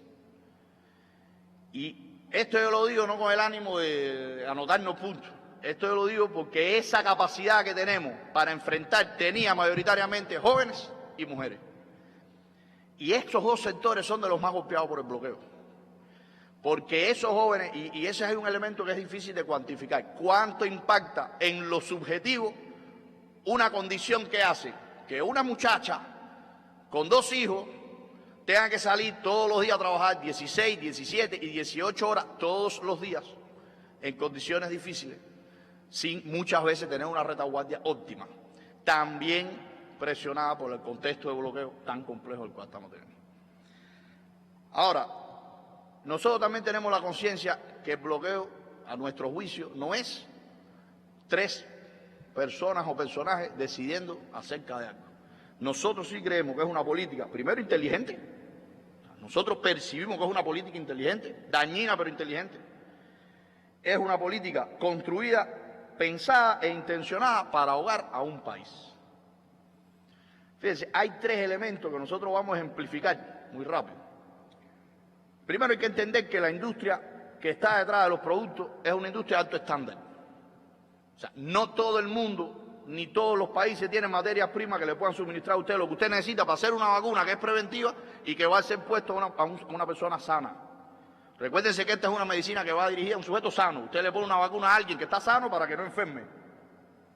Y eso usted lo tiene que hacer con un alto estándar. Y ese alto estándar hoy está muy centralizado en un grupo de transnacionales, de proveedores. Pues existe un eje en el bloqueo que enfermizamente busca impactar en los proveedores a Cuba. Y lo hace de 2 maneras, de muchas otras, pero de 2 especialmente. Primero, no te venden. Yo voy a leer el mensaje de un proveedor muy importante de la industria biotecnológica farmacéutica. Este mensaje dice, primero hay que entender, y esta es una cifra que es importante, 51% de todos los proveedores de Cuba son intermediarios de nuestra industria. Son intermediarios. Y son intermediarios porque no se le puede comprar a fábrica, y no se le puede comprar a fábrica por el bloqueo. Ya ese intermediario también tiene implícito tratar de burlar el bloqueo. Y obviamente ese intermediario vive de esa gestión que hace. Entonces, entendamos que el 51% de todos nuestros proveedores son intermediarios, no son fábricas. Y eso está matizado por ese elemento. Pero hay este correo o este mensaje que recibimos. Aquí hay un mensaje, aquí hay varios, pero le voy a leer uno. 4 de marzo del 2020, en medio de la pandemia. 4 de marzo de 2020. 4 de marzo de 2020 ya nosotros sabíamos en Cuba de que la solución de esto era una vacuna. Y ya sabíamos que teníamos que lograr importar todos los recursos que íbamos a necesitar en un contexto de desabastecimiento mundial para tener esa vacuna. Y nos dice, desafortunadamente tenemos que informarle que el endurecimiento del embargo por parte del gobierno de Estados Unidos obliga a nuestra empresa a una investigación más de cerca a todos los productos que distribuimos en Cuba para determinar si tienen una parte de tecnología estadounidense o de componentes fabricados en los Estados Unidos. Somos conscientes de que esta situación puede conducir a cuellos de botella de entrega para nuestros clientes en Cuba y pedimos disculpas por este inconveniente. Marzo del 2020, contexto de pandemia, suministrador crítico del sistema que impacta en la salud de todos los cubanos. Bueno, hay mucho, no nos vamos a hablar. Ese es el que ya te intenta no vender. Y este otro, porque a veces nos preguntamos, el proveedor X informa que la materia prima cefalexina han incrementado su valor en más de un 30% con respecto a años anteriores. Ese es el contexto en el cual nosotros nos enfrentamos. O sea, esas 2 modalidades de no te puedo proveer, pero además lo que te proveo por el elemento de riesgo, le subo el precio, impacta directamente. Y eso es a veces muy difícil de cuantificar, porque ¿cómo usted cuantifica? Ese es un elemento. Otro elemento aquí, pensado y esbozado anteriormente, está asociado a lo que pasa con los bancos. Lograr hacer un pago o una operación financiera hoy es un elemento sumamente complejo. Y aquí estamos hablando que usted tiene el dinero, fíjense, ya no estamos hablando que usted está buscando un proveedor para que le venda. Ya usted tiene el proveedor ya le está vendiendo y usted tiene el dinero y usted va a ejercer el pago. Pues bueno, yo le puedo decir que ejemplos hay miles. Aquí tenemos uno o dos, tampoco nos vamos a demorar mucho. Pero bueno, esto es convencional, esto se recibe toda la semana. No acepto emitir el SWIFT bancario de una carta de crédito porque los productos pertenecen a una empresa americana. Este banco no es americano. Este banco no está en Estados Unidos. Este banco no está en un país del tercer mundo ni en un país bloqueado. Estos bancos que te dicen, no acepto que tú me pagues por este SWIFT bancario, no acepto trabajar contigo, es el día a día de nuestro trabajo. Y el tercer elemento muy recrudecido en los últimos tiempos son el acceso, como se explicaba aquí, a determinados financiamientos, que entre ellos tiene que ver realmente con todo lo que es el desarrollo de la industria. Entonces, estamos hablando, si uno concatena todos estos elementos, estamos hablando de una política que no va dirigida solo a que haya hambre, va dirigida realmente a hacer daño. Nosotros realmente le tenemos que decir que a nuestro juicio es una guerra lo que estamos teniendo. Va dirigido al impacto en la calidad de vida de cubanas y cubanos, porque impacta en padecimientos, en tratamientos, terminan impactando en la vida de nuestra gente. Es verdad que impacta en los ingresos, porque está pensada sobre la base de que uno no pueda, incluso después que hace una exportación, fíjense, nosotros hacemos exportaciones y no aparece un banco que puedan pagarnos.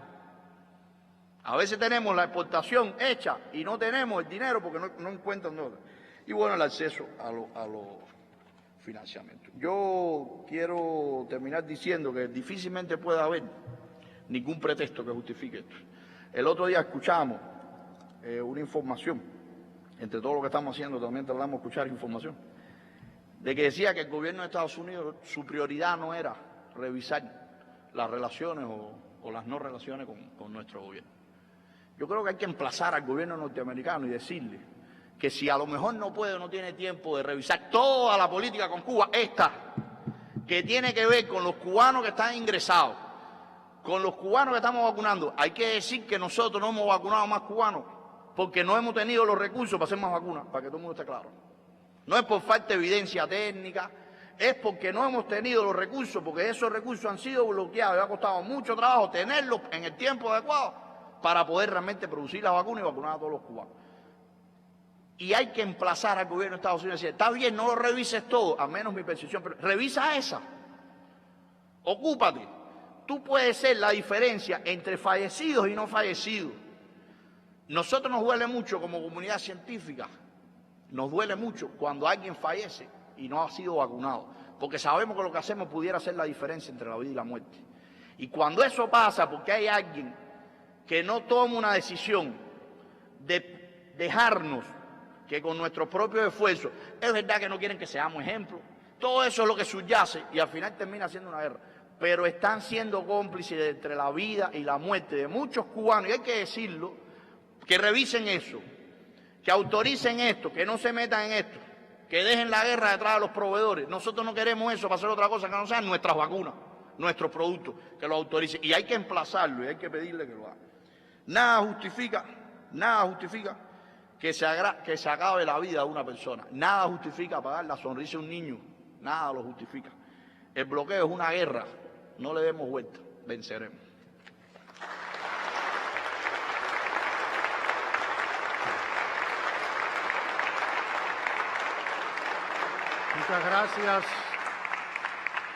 Muchas gracias al doctor Valdés Balbín por su valioso testimonio y por su obra. Y llegue por su medio a toda la comunidad científica cubana que materializan y dan continuidad a la obra de Fidel nuestro profundo agradecimiento. Seguidamente, invitamos a decirnos su mensaje de solidaridad al amigo doctor John Kirt, profesor de la Universidad de Dalhousie. Todo lo contrario al internacionalismo cubano es la actitud de los Estados Unidos frente a la revolución cubana. Durante 6 décadas, Washington ha mantenido una política feroz contra el proceso revolucionario cubano. Se trata de un costo muy alto, unos 130.000 millones de dólares que ha sufrido el pueblo cubano como resultado del bloqueo. $130.000 millones. ¿Pueden imaginar cómo sería la vida en Cuba si no hubiera esa política de agresividad, si no le hubieran robado esa cantidad de dinero al pueblo cubano al hacerlo sufrir tanto?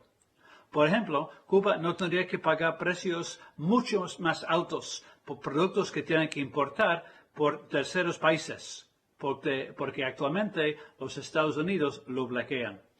Podría comprar equipos médicos que actualmente no puede importar ahora porque contienen más del 10% de las piezas hechas en Estados Unidos. ¡Qué crueldad! Y todo esto en medio de la pandemia COVID-19 y con serios desafíos económicos por la necesidad de parar el turismo y por la política de Trump y su decisión de aplicar más de 240 medidas de bloqueo, incluyendo la suspensión de las remesas familiares y los viajes provenientes de Estados Unidos, para privar a Cuba de ingresos y asfixiar su economía. El mundo entero, con excepción de Israel, país que depende totalmente de los Estados Unidos por su sobrevivencia, el Brasil del autoproclamado Trump del trópico, Bolsonaro, y los Estados Unidos. El mundo entero rechaza el plan de hostilidad de Washington contra la revolución cubana. Esta política agresiva no ha cambiado nada en 60 años. Como saben todos ustedes, Cuba vive un momento sumamente difícil, con problemas económicos, con el desafío de la COVID, con la política del gobierno de Estados Unidos, que hasta ahora no se ha cambiado en nada en 6 décadas, a pesar de lo que Joe Biden había prometido antes de la elección presidencial. Dicho esto, ya se están dando resultados positivos mediante las vacunas Soberana 2 y Abdala, y dentro de unos meses el pueblo entero se habrá vacunado. Agradecemos sus elocuentes pronunciamientos, doctor Quique. Y a continuación cedo la palabra a la diputada doctora Cristina Luna Morales, presidenta de la Comisión de Salud de nuestra Asamblea Nacional.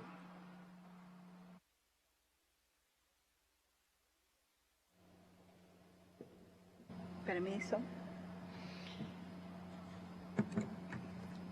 Presidente Esteban Lazo, demás compañeros y compañeras invitados a esta audiencia, el sector de la salud ha sido invariablemente una prioridad del gobierno cubano en las diferentes etapas vividas en estos más de 60 años de revolución. Sin embargo, a pesar de los esfuerzos realizados y recursos desplegados para respaldar esa prioridad y garantizar el acceso, la gratuidad y la calidad de los servicios de atención, protección y recuperación a todos los ciudadanos, el impacto del bloqueo en el sector de la salud ha sido cuantioso y muy doloroso.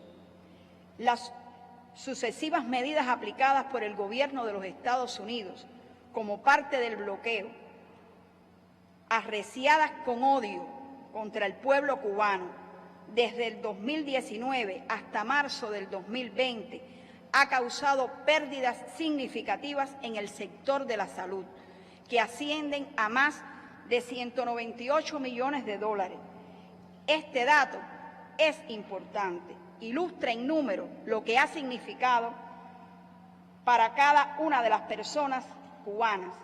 Por detrás de cada uno está el sufrimiento de una madre o un padre, de un niño o una niña, de un anciano, de un hombre o una mujer, es decir, de un cubano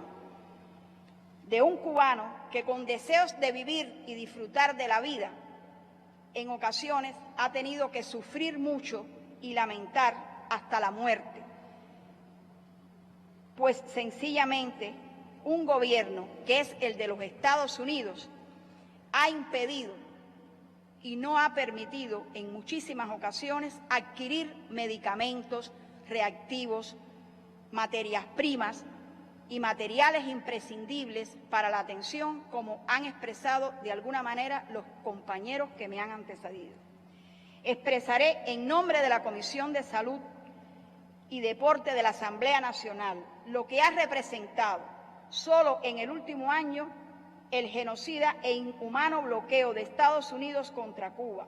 Son tan dolorosos como cotidianos los ejemplos que hemos conocido en nuestro incesante quehacer con el vínculo que tenemos permanentemente con el pueblo y los que nuestras propias familias han sufrido, o vecinos o conocidos, o sencillamente, mejor decir, lo que hemos sufrido los cubanos.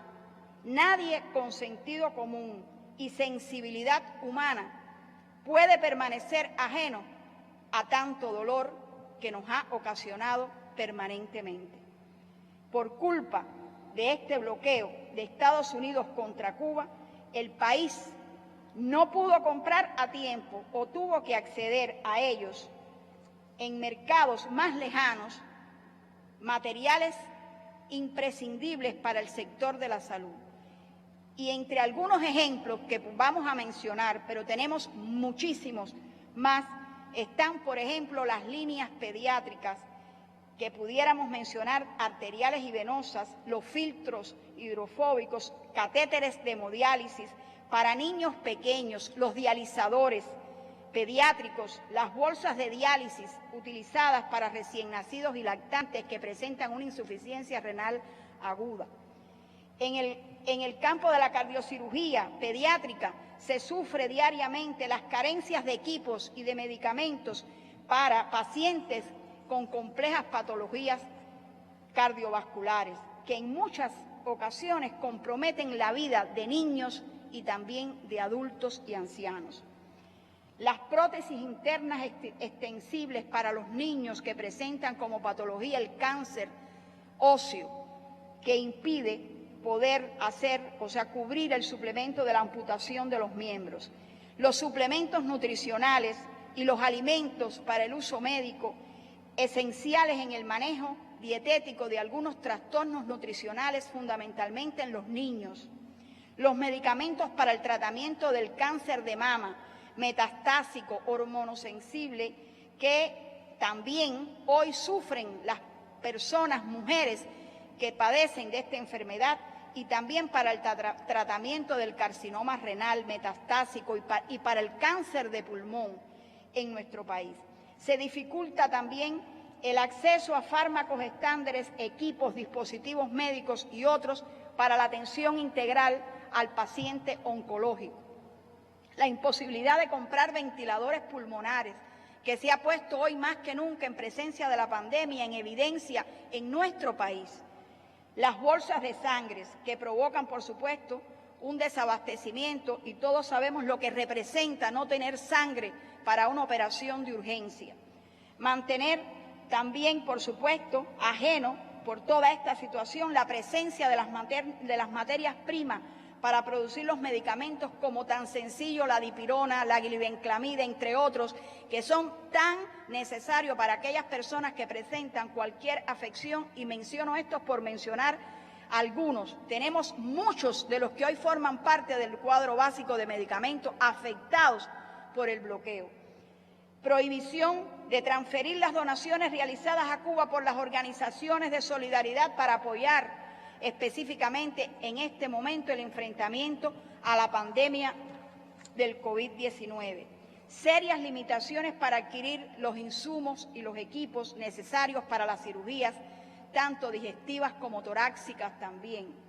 Imposibilidad para garantizar la sostenibilidad de los equipos y tecnologías médicas que se utilizan en el Sistema Nacional de Salud, y es necesario adquirirla, como se ha dicho, por terceros países más distantes geográficamente, lo que encarece en demasía su transportación, y muchas veces se hace imposible pues poder adquirir las cantidades que son necesarias para cubrir las demandas que existen.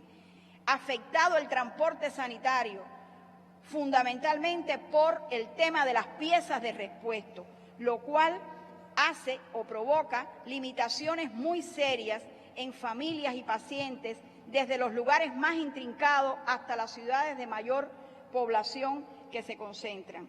También por culpa del bloqueo de los Estados Unidos, abusivo y cruel, se afecta el funcionamiento de los laboratorios clínicos, desde el nivel primario de atención hasta el nivel terciario de atención, lo cual implica que muchas veces nos demoramos en hacer un diagnóstico porque la persona tiene que ir 5 veces a hacerse un análisis y eso lo sufre el pueblo de Cuba todos los días.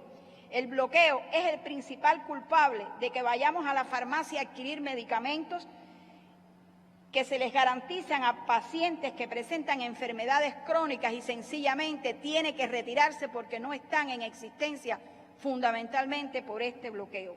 Es culpable también de que en medio de una pandemia que ha afectado a millones de seres humanos en el mundo, la COVID-19, nuestro gobierno haya tenido que buscar soluciones emergentes para asegurar que el sistema de salud pueda mantener su atención a las personas que han enfermado, con un plan integral además que abarca la participación de todos los organismos de la Administración Central del Estado que apoya la solución a esta pandemia. La Comisión de Salud y Deporte de la Asamblea Nacional, siendo consecuente con el deber supremo de representar los intereses del pueblo de Cuba, denuncia las graves afectaciones que nuestro pueblo sufre por el bloqueo, particularmente en el sector de la salud, al cual la revolución desde el programa del Moncada apostó como estratégico y derecho soberano del pueblo, lo que se refrenda en el artículo 72 de nuestra Constitución de la República de Cuba. Ratifica el respeto y la admiración hacia los trabajadores, los estudiantes, los científicos y dirigentes que han hecho el milagro cubano de mantener vital al sistema de salud en un año en que los efectos del bloqueo han sido genocidas en todos los sectores de nuestra sociedad, pero en particular muy marcado en el sector de la salud. Reitera igualmente el respeto y admiración por los trabajadores de la salud que prestan sus servicios en cualquier oscuro rincón del mundo, devolviendo la vida en miles de seres humanos, todo ello en momento en que el gobierno de Estados Unidos se ha lanzado en una cruzada para intentar desacreditar y obstaculizar la colaboración médica internacional. Considera además que en la actual coyuntura en la que la humanidad enfrenta una crisis económica y social acentuada por la pandemia, cuyas dimensiones nadie es capaz de vaticinar con certeza, se impone con más razón que nunca que la comunidad internacional exija el levantamiento del bloqueo, el cual constituye el sistema de medidas coercitivas unilaterales más complejo y prolongado que se haya impuesto contra país alguno. Muchas gracias.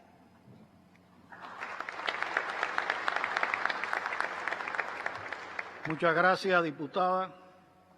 Sus palabras expresan un doloroso testimonio y una contundente denuncia con la cual nos identificamos decididamente. A continuación, el mensaje del presidente de la Comisión de Relaciones Exteriores de la Asamblea Nacional de Vietnam. Diputadas y diputados de la Asamblea Nacional de Cuba, compañeros y colegas, amigos todos, reciban ante todo un saludo muy solidario y fraternal desde Vietnam y en agradecimiento a los compañeros de la Comisión de Relaciones Internacionales de la Asamblea Nacional del Poder Popular de Cuba por haberme dado la oportunidad de pronunciar este mensaje. Compañeras y compañeros, el partido, el Estado y el pueblo de Vietnam están muy satisfechos por el excelente desarrollo de las relaciones de hermandad y camaradería singular, ejemplar y fiel entre Vietnam y Cuba. Como dijo una vez el presidente Ho Chi Minh, Vietnam y Cuba están a miles de millas de distancia, pero son como hermanos en una misma familia. Apreciamos permanentemente y recordamos para siempre la solidaridad, el digno apoyo y ayuda de Cuba en la causa de la liberación y la reunificación nacional. Como dijo una vez el líder Fidel Castro, por Vietnam estamos dispuestos a dar hasta nuestra propia sangre. y consistentemente seguimos dando importancia a la especial amistad tradicional y cooperación integral con Cuba. La histórica relación de más de 60 años, construida y forjada por el presidente Ho Chi Minh y comandante en jefe Fidel Castro. Los pueblos de Vietnam y Cuba comparten la historia de la heroica lucha por la liberación nacional, la aspiración de defender la independencia, la libertad, la autodeterminación y la integridad territorial nacional, así como el objetivo de la construcción del socialismo en cada país. La Asamblea Nacional de Vietnam reafirma estar codo con codo y coordinar estrechamente con la Asamblea Nacional del Poder Popular de Cuba para continuar llevando la especial amistad y la estrecha solidaridad entre los dos países de manera profunda, estable y sostenible, especialmente esforzándose por lograr las relaciones económicas se desarrollen acorde a las excelentes relaciones políticas y potencialidades de ambas naciones, por la causa de la construcción y desarrollo de cada país y por la paz, la estabilidad, la cooperación y el desarrollo en ambas regiones y en el mundo. En esta ocasión, otra vez más, reafirmamos la solidaridad del Partido, del Estado, de la Asamblea Nacional y del pueblo de Vietnam, a la justa causa del hermano partido del Estado y de la Asamblea Nacional del Poder Popular y el pueblo de Cuba. Rechazamos las políticas de bloqueo y la hostilidad contra Cuba. Vietnam ha dispuesto y seguirá dispuesto a acompañar a Cuba en el proceso de actualización del modelo económico y social socialista, por el objetivo de construir la patria cubana soberana, independiente, democrática, próspera y sostenible. Los vietnamitas y cubanos seguiremos preservando, cultivando y transmitiendo a nuevas generaciones para que estas excelentes relaciones tradicionales sean más estrechas y profundas. Muchas gracias por su amable atención.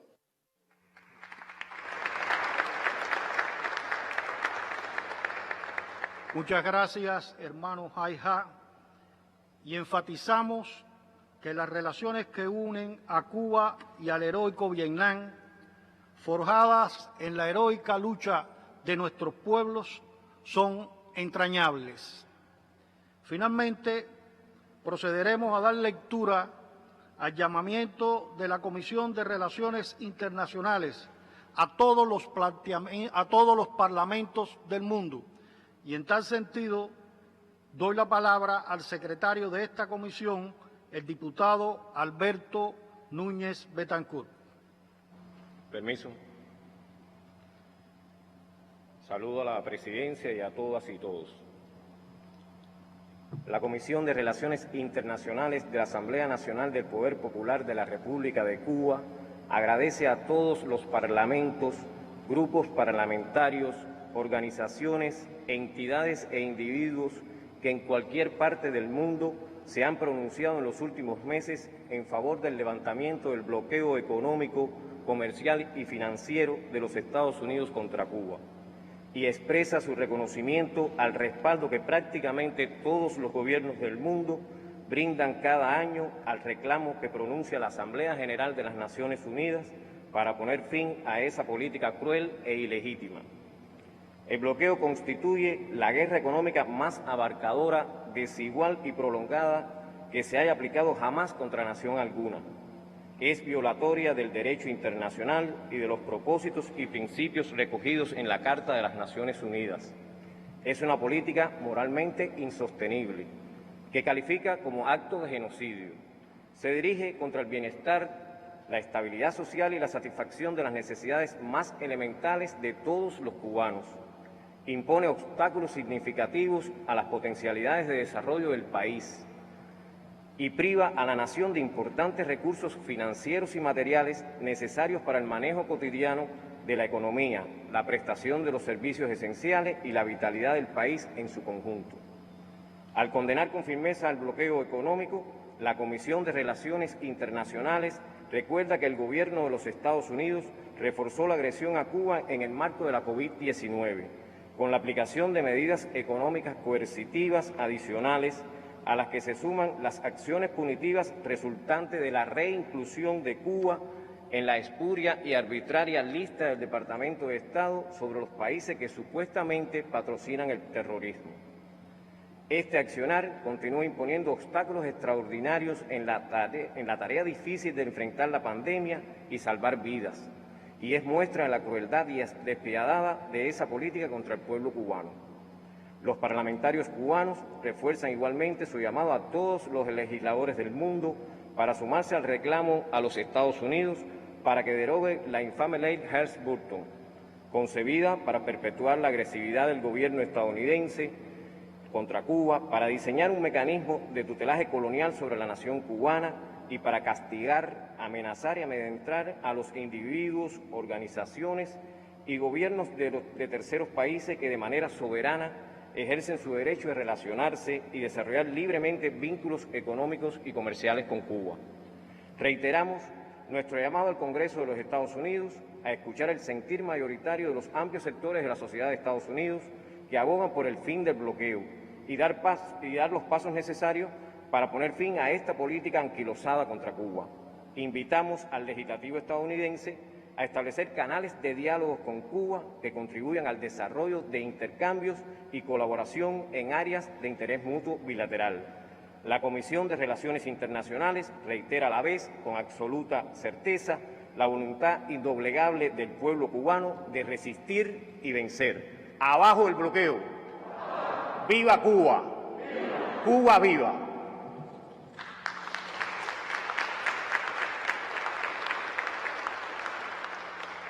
Muchas gracias, diputado.